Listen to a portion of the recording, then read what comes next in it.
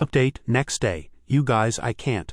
First of all, I want to say a huge thank you for the responses I received on my last post. It is below for your reference in case you missed the comedic shitshow that is this recent life experience. I was straight up blown away by the support, suggestion, and compassion I was shown by total strangers. Some of y'all had me dying laughing in one of the shittiest times of my adult life. A very kind gentleman from Scotland even offered to pay for my daughter Ta and I to go out to a nice meal together because he noticed in the thread that I mentioned I was a single mom. Reddit rules. So, I know most of you said ghost him, but I just couldn't. While undoubtedly that is what he deserved, I needed to hear from his perspective why he thought any of this was okay before I could close the door. And honestly, I am glad I did because it solidified for me that this relationship was an excellent learning experience, that I had done my learning and it was time to move the fuck on. His avoidance of the situation was explained by his thinking it wasn't that big of a deal. He said that he didn't understand why this lady was making such a big fuss about her bumper, and that I was unreasonably upset about it, and he didn't want to talk about it until I had calmed down. Oh hell no, I kept it together until I got his side of the story.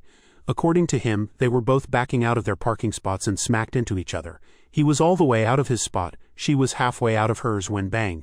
I literally dialed the phone and SAT with him while he called the insurance representative and gave his statement. He was found at fault due to his being all the way out of the spot. I am not 100% sure what this means for me, my policy, or my pocket yet. As far as the relationship done, when he came over to talk I had all his things packed up.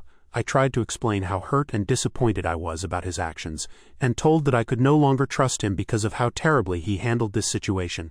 He said, I shit you not. Oh please, you just set a fire and expected me to come to your rescue and put it out, and when I didn't, you threw a fit. I'm sorry, I just didn't have the energy to put out your fire. This is your goddamn fire set by your shitty actions and fueled by your avoidance.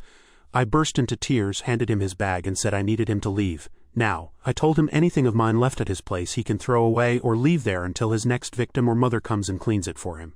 Speaking of his mother, I did listen to you and craft a very detailed email to her with him CC'd. I explained what happened and then asked her for his driver's license number and policy name and ID number, just in case it's needed. Her response was, I am very sorry that you are having to deal with all this, but I don't see how this is our problem if it was your car. I feel like this whole family are a bunch of lizard people sent to Earth to make me question my reality. Anyway, single at 32 again, woot. I am sad as fuck but trying to focus on the plus side, as someone said, cutting a bunch of dead-ass weight. Thanks again for all the love and laughs. Oh, and yes, once it is determined how much this is going to affect my rates and my pocket, I will be taking his cartoon quoting ass to small claims court. I have already spoken to my attorney about it. Comment said, we have the kind of love that was forged in adventure and sealed in the bedroom.